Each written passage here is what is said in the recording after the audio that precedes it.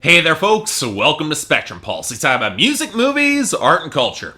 And here's one you guys have all been waiting for, the sophomore album from Chvrches, titled Every Open Eye. But I tell you folks, for me, this is also one of the big ones. See, I didn't expect much when I first planned to cover the debut album from Chvrches way back in 2013. I had heard the gleaming early 80s synth pop with the high synths against the spiky drum machines and distorted beats that seemed to careen off of modern indie pop production on the strident vocals of Lauren Mayberry, and while I suspect I would like it, I didn't know how much I'd like it. And yet at the end of 2013, The Bones of What You Believe by Chvrches landed on my year-end list of the best albums of the year, mostly buoyed up by surprisingly tight songwriting and some thematic cohesion. I've gone back to that album and it really is that great. But fast forward to now and the highly anticipated sophomore follow-up to that synth pop heavy hitter, but let's be honest here, Chvrches is stepping into a much different playing field. While there is a fair share of releases inspired by 80s synth pop that dropped in 2013, this past year has given us a huge cross-section of synthesizer-driven pop music. And with the success of Taylor Swift's 1989 and Shut Up and Dance by Walk the Moon, you could argue it's gone outright mainstream. And that's before we even take into account the indie scene where acts like Lower Dens and the Wombats have released some of the strongest synth pop records of this year, and others like Metric or Carly Rae Jepsen, they aren't that far behind. And sure, Chvrches being great songwriters gave them a big advantage, but I was curious to see how they could push their sound in a fresh direction that would enable them to stand out amongst that bigger and bigger pack, especially after a few years of intense touring. So, did they manage to pull it off with Every Open Eye? Well, here's the thing. The more I've listened through this album, the less I would consider it a fresh new direction, so much as a much sharper,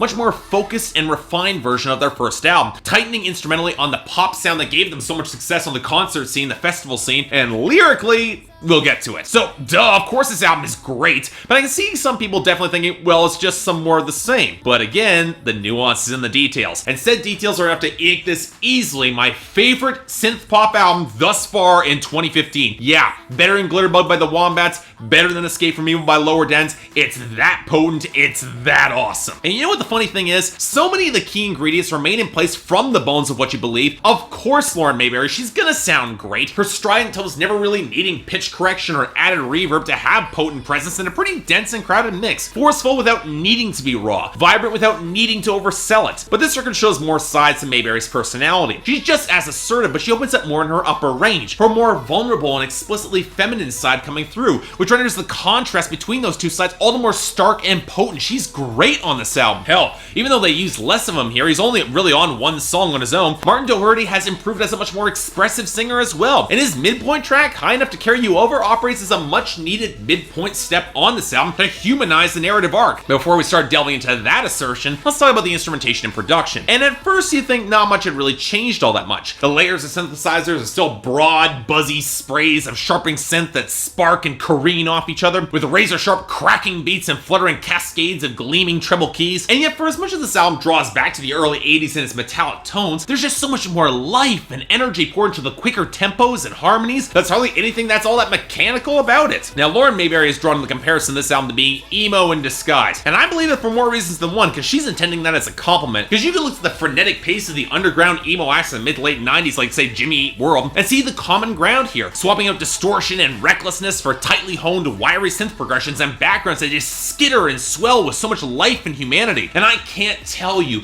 how well the production balances out these tones, mostly by paying off natural harmonies across the synth lines, syncopating the most prominent notes in the melody lines with the beats, while letting the background melodies subtly augment the whole swell and harmonic feel of the mix. One of the reasons why Chvrches songs can feel busy, but never really cluttered or messy or dissonant. And in contrast to most synth pop bands, they don't hesitate to flip the typical arrangement and opt for a quicker, low-end tempo than the melodies on top. The most obvious coming through in that bass and tight beat that roils beneath the breezy mid-80s synth line and make them gold. And I would be remiss not to mention the more pronounced R&B and modern pop influences on this album, from the damp, wiry sound of Leave a Trace to the ebbing swells of the mid-range synth against that great groove on High Enough to Carry You Over, the scratchy beat against the burbling, ascending progression on Downside of Me that would have had the most tender chorus on this album if it wasn't for the absolutely heartbreaking closer Afterglow, which relies on these trace organ flutters in the back of the mix and the starkly empty sound to emphasize all that loneliness. But of course, what Chvrches does best is make cascading, sparking synth pop songs like the opener Never Ending Circles, or the brittle, galloping sprint of Keep You On On My Side, or the soaring Al-City-esque vibrancy of Empty Threat that features one of the most infectious choruses this year with that great subtle bass roll, or the great melodic groove on Playing Dead. And again, you can draw the comparison to early Depeche Mode, but as Chvrches has always made the more earnest, colorful music, even in their earlier days, I'm not exactly complaining here. And the other big difference is in the lyrics and the themes. Now, I've always been a fan of Chvrches' songwriting. That's because they write very human, very flawed characters for their narration. Sure, the opening tracks describe toxic relationships that are on the verge of self-destructing, or are already dead and still moving, like on Keep You On My Side, but they also realize it requires two for these situations to continue. And while it's implied many times that this guy is a manipulative, lying dick who's quite literally symbolized as a hurricane on Clearest Blue, Lauren Mayberry constantly sees herself coming back, because she's just as flawed. Note the usage of the phrase "this time" on Never-Ending Circles, which implies said circles are bound to just keep on spinning as she keeps coming back to this toxic situation. It humanizes the harshness of Leave a Trace, where she knows the guy might spread lies about their relationship that's dead and just bury all the rest to bury the truth, but warns him to leave a trace of the man in the mess. Hell, it's one of the reasons why Chvrches can get away with Make Them Gold. That's all it takes. The harshest and smallest moments of our lives, our best moments, whether we want to think so or not, and turn them into something of gold, turn them into something that really has value beyond just the superficial. And yet, midway through the album, the entire narrative shifts. Right after we get the snapshot from the guy's point of view and High Enough to Carry You Over, which really does come across as kind of bitter and petulant, yet realistically heartbroken, you can buy into it, Mayberry reconsiders on Empty Threat. Maybe she can back those empty threats, rebuild things, because weren't things better in the relationship? Wouldn't she want to go back to that situation? So yet, even despite the storm coming in and the voices whispering, I gotta tell you, likely the moment the guy might have ended it himself, they try it again. And it goes exactly as bad as you would expect, as Mayberry tries to give even more of herself and drop her confrontational attitude until it's clear her partner was never willing to compromise in the same way. So she finally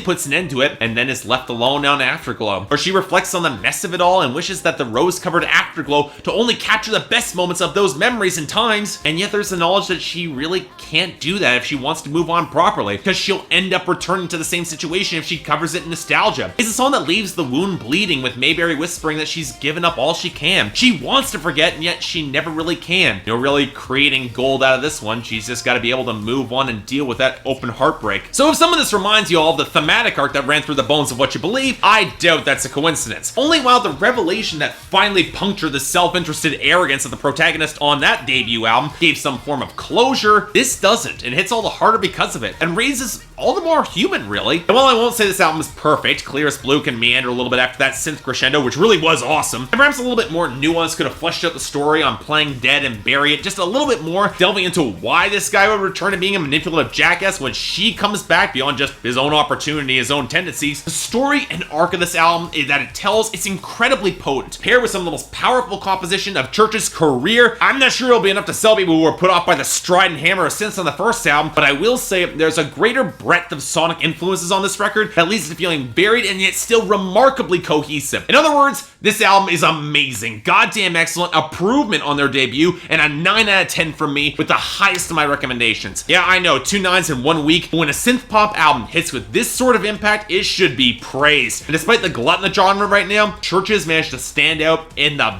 best possible way. Check this out. So yeah, thanks a lot for watching. If you'd like to like and subscribe, I'd be more than grateful. Anything else I may be able to do to improve my presentation, or any other albums coming out that you want me to take a look at, I will try to get to them. My schedule's really piled up right now. But until then, I'm Mark, you're watching Spectrum Pulse, and I'll see you next time.